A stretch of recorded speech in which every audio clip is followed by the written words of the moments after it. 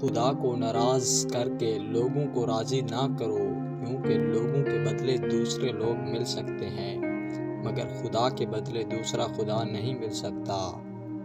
جس نے اپنی حقیقت جانی اس نے خدائے واحد لا شریک کو پہچان لیا۔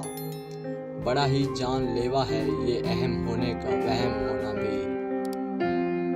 جسے تقدیر پر یقین ہوتا ہے وہ اپنے اوپر نازل ہونے والے مصیبتوں سے نہیں گھبراتا۔ اگر رزق عقل دانش سے ملتا تو جانور اور بے وقوف زندہ ہی نہ رہتے۔